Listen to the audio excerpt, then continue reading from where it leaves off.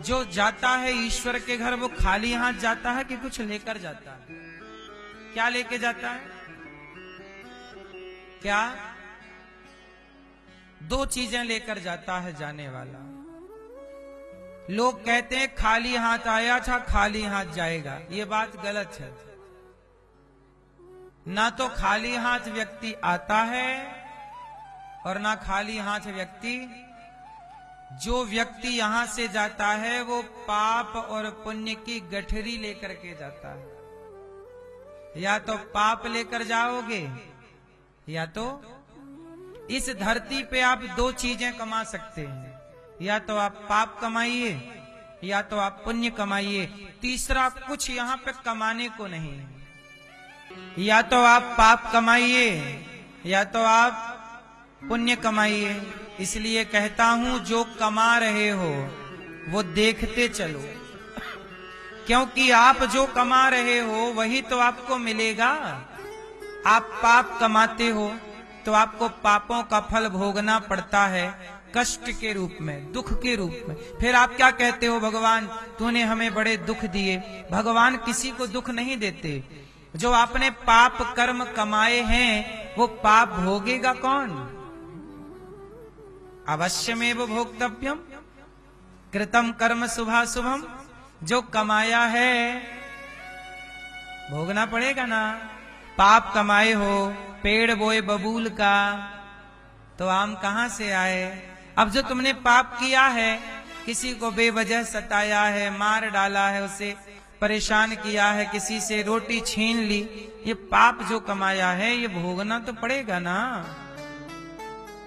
और जो आपने पुण्य किया है, किसी को भोजन कराया है, किसी को सहारा दिया है, किसी को खुशी दी, किसी को प्रसन्न किया, ये पुण्य भी आपको मिलेगा, सुख के रूप में मिलेगा।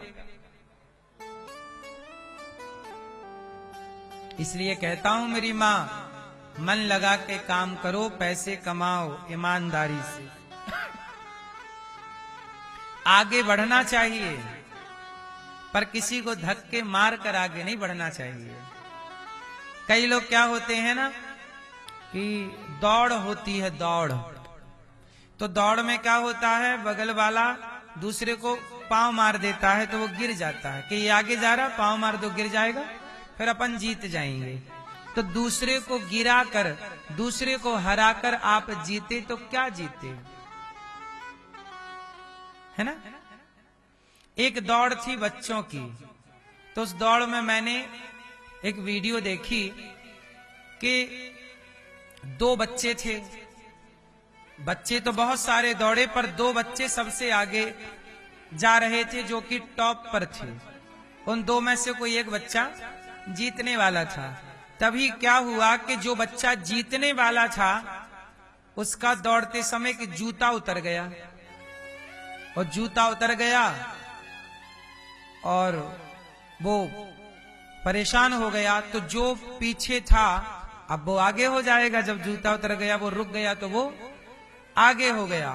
तो उसने भी अपने को रोक लिया, किसका जूता उतर गया, वो वही पीछे वाला जूता लेके आया, कहा जल्दी से पहन, वो जल्दी से पहना के उसे आगे दौड़ा दिया। अब बताओ, बाद में वो जूता पहना करके उसे आगे दौड़ाया और वो स्वयं हार गया, लेकिन इस हार में जीत उसी की थी क्योंकि उसने उसे जिताया। वो चाहता तो जब तक वो जूता पहन रहा था ये जीत जाता, रेस जीत जाता और पा लेता अपना मेडल इत्यादि, पर नहीं। किसी को हराकर जीतना कोई जीत नहीं है, किसी को हार कर भी जिता देना यही तो जीत है, ये पुण्य है। आप जीतिए, ईमानदारी से जीतिए। ये नहीं कि किसी को धक्के मार के आप जीत रहे हैं, चीटिंग करके जीत रहे हैं, ये नहीं।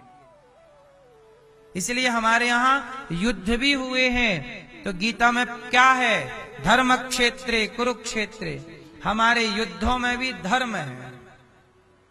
युद्ध में क्या है, धर्म।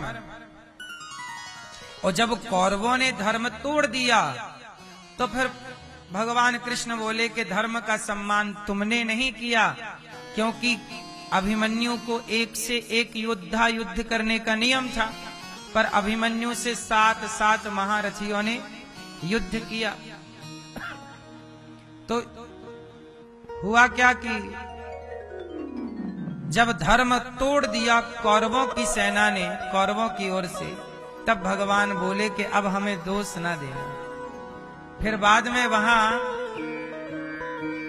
अधर्मियों को मारने के लिए अधर्म का भी सहारा लेना पड़ा, जबकि युद्ध धर्म युद्ध था।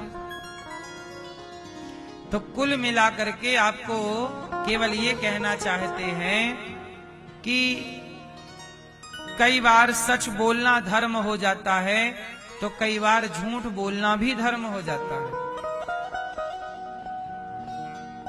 झूठ बोलना पाप है, झूठ बोलना, पर कुछ जगह ऐसी है जहां झूठ बोलना भी पुण्य हो जाता है। लेकिन ये झूठ बोलना कहां पुण्य होगा, ये समझने के लिए, जानने के लिए आपको सत्संग करना पड़ेगा, धर्म की पुस्तकें पढ़नी पड़ेंगी, तब थोड़ा सा ज्ञान होगा। ऐसे आप कहीं भी झूठ नहीं बोल सकते, कहीं भी। अच्छा, सच बोलना भी कई बार पाप हो जाता है। क्यों? कई बार सच बोलना भी पाप हो जाता है। जैसे कसाई ने पूछा कि गैया कहाँ गई, आपने सच बता दिया कि वो गई गैया। कसाई गया, गैया को पकड़ के मार डाला, तो आपका सच बोलना पाप हो गया, क्योंकि आपने कसाई को गाय का पता दे दिया। लेकिन आपने झूठ बोल दिया, गाय इस तरफ गई है, और आपने बोल दिया कसाई को कि आप उस तरफ गई है गाय। आपने झूठ बोल के कसाई को भटका दिया दूसरे रास्ते पर। इतने में गैया और दूर निकल गई और गैया सुरक्षित हो गई। तो आपने गाय की रक्षा के लिए यदि झूठ बोल दिया तो वह झूठ भी सच के बराबर है, और सच भी बोल दिया और सच बोलने से गाय मर गई तो वो सच भी पुण्य ना देगा, वो पाप प्रकट कर देगा। बोलो हाँ। तो कहां सही बोलना है, कहां झूठ बोलना है, यह भी तो धर्म है। यदि बच्चों को धर्म सही सही पढ़ाया जाए तो व्यक्ति धर्मवान होगा, और जो व्यक्ति धर्मवान है आप उसी को भगवान का स्वरूप कह सकते हैं। जिसके अंदर धर्म है वही ना ईश्वर है। रामो विग्रहवान धर्म, राम को भगवान क्यों माना गया? क्योंकि राम के अंदर धर्म है। जिसके अंदर धर्म है वो महान होता है, वो भगवान होता है। और जिसके अंदर धर्म नहीं है, रावण के अंदर धर्म नहीं था तो रावण को दुनिया राक्षस बोलती है, राम को दुनिया भगवान बोलती है। बोलो हाँ कि ना है? इसलिए धर्म को समझना इतना भी आसान नहीं है जितना हम सब लोग समझ रहे हैं। इसलिए कहते हैं धर्म को जानने के लिए सत्संग करना होगा, कथाएं सुननी होंगी। जब आप नित्य कथाएं सुनेंगे तब कुछ धर्म का पाठ पढ़ पाएंगे, समझ पाएंगे। भगवान कृष्ण भी बोलते हैं कि झूठ बोल दो। कहा? महाभारत का एक उदाहरण मैंने कई बार आपको दिया कि धर्मराज युधिष्ठिर से भगवान ने कहा कि कह दो कि अश्वत्थामा मारा गया गुरु द्रोणाचार्य को। ये झूठ था, पर भगवान बोल रहे हैं कि बोल दो, क्योंकि वहां झूठ बोलने से पांडवों की जो निरपराध सेना थी वो बच जाती, क्योंकि गुरु द्रोणाचार्य उस दिन के युद्ध में निर्दोष सेना को मार डाल रहे थे, मारे जा रहे थे। तो हत्या सेना की ना हो, यदि झूठ बोलने से किसी निर्दोष हजारों प्राणियों की रक्षा हो रही है तो वहां झूठ बोल देना धर्म है। वही भगवान कहते हैं कह दो कि अश्वत्थामा, गुरु द्रोणाचार्य का बेटा अश्वत्थामा मारा गया, बोल दो। कह दिया कि नहीं मैं नहीं बोलूंगा, तब हाथी को मारा अश्वत्थामा नाम के। धर्मराज ने बोला कि नरोबा कुंजरोबा, हाथी मारा गया कि मनुष्य। तब तक भगवान ने शंख बजा दिया। तो सच बोलना भी धर्म है और झूठ बोलना कहां धर्म है, ये समझने का विषय है।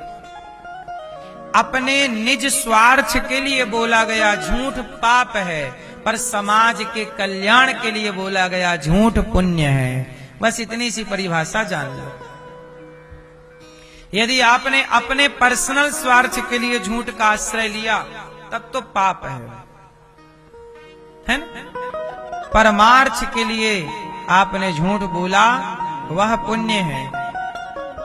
स्त्रीसु नर्म विवाहे च वृत्त्यर्थे प्राण संकटे। शुक्राचार्य जी कहते हैं कि यदि स्वयं के धन की भी रक्षा हो रही है झूठ बोलने से, ये शुक्राचार्य जी की नीति है, तो वहां झूठ बोल देना चाहिए। इसलिए धर्म क्या है, अधर्म क्या है, आजकल बच्चों को स्कूलों में ये जरूर पढ़ाना चाहिए अधर्म क्या है। अब जैसे शराब पीना धर्म है कि अधर्म, बोलो। गांजा पीना धर्म है कि अधर्म, धोखा देना धर्म है कि अधर्म। ये बच्चों को काश पढ़ाई पहले यही तो पढ़ाते थे कि क्या धर्म है और क्या धर्म नहीं है। यदि इतना पढ़ा दिया तो आपका बच्चा शराब क्यों पिएगा। पराई स्त्री को देखना धर्म है कि अधर्म है। अब ये पढ़ाओ, यदि पढ़ा दिया तो बच्चों का जीवन धर्ममय होगा। फिर आप कहते हैं कि हमारे बच्चे बिगड़ गए। क्यों बिगड़ गए? क्योंकि बच्चों को धर्म का पाठ पढ़ाया ही नहीं। जो धर्म का पाठ नहीं पढ़ेगा वो बिगड़ ही जाएगा। सुधरेगा वही जो धर्म का पाठ पढ़ना जरूरी है। आज दुनिया में धर्म कहां पढ़ाई हो रही है? पढ़ाई कितने तरह की होती है? कितने तरह की होती है पढ़ाई? क्यों? पढ़ाई कितने तरह की होती है? तो सुनो, पढ़ाई 4 तरह की होती है। पहली पढ़ाई धर्म की। धर्म क्या है, अधर्म क्या है? अपनी बहन को देखना, अपनी बहन को देखना धर्म है। और पराई लड़की बहन बेटी को देखना वो भी धर्म है। पर कैसे देखना? जैसे अपनी बहन को देखते हो वैसी देखो, जैसे अपनी बेटी को देखते हो वैसी दूसरे की बेटी को देखो तो धर्म है। और अपनी को बेटी के रूप में देख रहे हो, अपनी को बहन के रूप में देख रहे हो और दूसरी बहन बेटी को गलत नियत से देख रहे हो तो ये अधर्म है। और याद रखिएगा, सारी धरती धर्म से चल रही है। जैसे भारत संविधान से चलता है तो संविधान से केवल व्यवस्थाएं चलती हैं, बाकी पूरा सिस्टम ईश्वर के संविधान से चलता है। ईश्वर का संविधान है धर्म।